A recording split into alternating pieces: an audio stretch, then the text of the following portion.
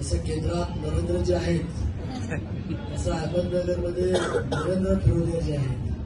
मोठ्या घरातल्या फिरोदिया यांचं नाव या करंडकाला दिलं पाहिजे हे अनेकांनी सुचवलं त्याला.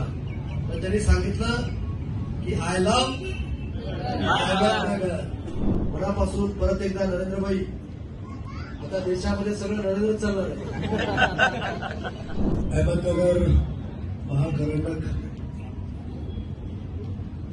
स्पर्धा शांतिकुमार फिरोदिया मेमोरियल फाउंडेशन आणि महावीर प्रतिष्ठानच्या वतीनं या कार्यक्रमाला उपस्थित आमचे मित्र, या भागाचे लोकप्रिय आमदार आदरणीय संग्रामभाई जगताप साहेब, या स्पर्धेचे आयोजक आमचे दुसरे मित्र, जसं केंद्रात नरेंद्रजी आहेत तसं अहमदनगरमध्ये नरेंद्र फिरोदियाजी आहेत आणि त्यांची सर्व टीम. मी सर्वप्रथम या महावीर प्रतिष्ठानचे सर्व पदाधिकाऱ्यांना आणि या महाकरंडक स्पर्धेला राज्याचा मंत्री म्हणून मी मनपूर्वक या ठिकाणी शुभेच्छा देतो आणि मनापासून नरेंद्र फिरोदिया साहेबांना त्यांचं खास करून मी अभिनंदन करतो. ज्यावेळेस मी माहिती घेत होतो की गेल्या 11 वर्षापासून हे भव्य दिव्य महाकरंडक या शहरामध्ये ते स्पर्धा घेऊन संबंध राज्यातल्या कला संस्कृतीला न्याय देण्याचं काम नरेंद्र फिरोदिया साहेब त्या ठिकाणी करत असतात. अहमदनगरमधील काही तज्ञ मंडळी सातत्याने ते सांगत होते की आपण खूप मोठ्या घराण्यामधून आलेले आहात, आपण आपल्या मोठ्या घरातल्या फिरोदिया यांचं नाव या करंडकाला दिलं पाहिजे हे अनेकांनी सुचवलं त्याला. पण त्यांनी सांगितलं की आय लव्ह अहमदनगर. असं त्यांनी स्वतः सांगितलं की कसल्याही परिस्थितीमध्ये माझ्या कुटुंबातलं हे मला नाव द्यायचं नाही, मला द्यायचं आय लव्ह नगर हे त्या ठिकाणी नाव द्यायचंय.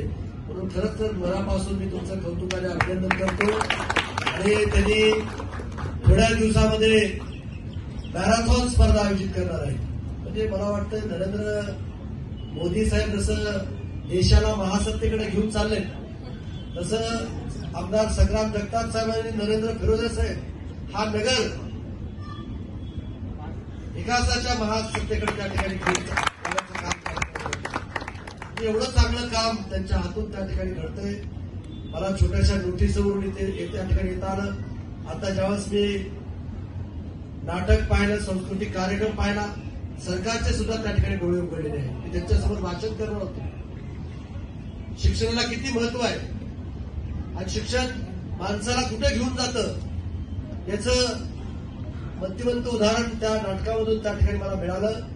आणि खरंच मनापासून आज राज्यातून कान्याकोपऱ्यातून या ठिकाणी एका सादर करण्यासाठी जे कलाकार स्पर्धक या ठिकाणी आलेले आहेत त्यांना सुद्धा माझ्या वतीनं मनपूर्वक मी शुभेच्छा देतो. खरं तर मला खूप बघायला आवडलं असतं. बाई मी मराठा गोळी अशा अनेक नाटक या ठिकाणी होणार आहेत, संस्कृतीचा कार्यक्रम या ठिकाणी होणार आहे. पण उद्या मुंबईमध्ये जागतिक लेव्हलची मुंबई मॅरेथॉन उद्या आहे आणि त्याचं उद्घाटन मला 5:45 वाजता सकाळी मुंबईमध्ये त्या ठिकाणी करायचे. फक्त आपले नेते, आमचे मित्र संग्रामभाई जगताप साहेबांनी सांगितलं की आज आपल्याला क्रीडा संकुलाची मिटिंग घ्यायची आहे, इथं अहमदनगर महाकरंडक आहे, तिथं जाऊन भेट द्यायची, त्यांना शुभेच्छा द्यायच्या, त्याच्यानंतर डॉक्टर बाबासाहेब आंबेडकरांच्या पुतळ्याचं भूमिपूजन करायचंय. अशा अनेक कार्यक्रम असल्यामुळं मला इथे या ठिकाणी येता आलं आणि तुमच्याशी बोलण्याची आणि या सगळ्या आमच्या मित्राशी संवाद साधण्याची संधी या ठिकाणी मला प्राप्त झाली. मनापासून परत एकदा नरेंद्रभाई, आता देशामध्ये सगळं नरेंद्र चालणार आहे. म्हणून तुमचं सगळ्यांचं व्हेरी ऍक्टिव्ह आमदार म्हणून संबंध राज्यामध्ये संग्रामभाईंची ओळख आहे. त्यांच्या मार्गदर्शनाखाली त्यांच्या सूचना घेऊन आम्ही राज्यामध्ये त्या ठिकाणी काम करत असतो. खरंच तुम्हाला सांगतो त्यांच्या पुढे कौतुक नाही तरी डॅशिंग आमदार म्हणून नगरला कशा पद्धतीनं पुढे घेऊन जायचं हे महापौर असल्यापासून त्यांचं ध्येय त्या ठिकाणचं आहे आणि म्हणून त्यांच्या आग्रहाखातर मी आज नगरमध्ये त्या ठिकाणी आलो. आज नगरची प्रगती प्रचंड मोठ्या प्रमाणात होत आहे. आता संभाजी महाराजांच्या समुद्राची पाहणी केली, अशा अनेक गोष्टी त्या ठिकाणी केलेल्या आहेत आणि आता 22 जानेवारीला राम जन्मभूमी महोत्सव आपल्याला साजरा करायचा आहे. अयोध्यामध्ये 350 वर्षानंतर राम त्या ठिकाणी अवतरणार आहेत आणि राम मंदिर लोकार्पण त्या ठिकाणी होणार आहे. त्याच्या सुद्धा मी मनापासून त्या ठिकाणी शुभेच्छा देतो आणि आपण सगळ्यांनी आपल्या घरावरती रोषणाई लावून आपण राम मंदिराचा कार्यक्रम त्या ठिकाणी आपण दिवाळी दसरा जसा करतो त्या पद्धतीने करावा. आणि परत एकदा मी नरेंद्रभाई फरोदी यांना मनापासून हा कार्यक्रम आयोजित केल्याबद्दल त्यांचं अभिनंदन करतो आणि थांबतो. जय हिंद, जय महाराष्ट्र, जय श्रीराम. सर आम्हाला सांगायला आनंद होईल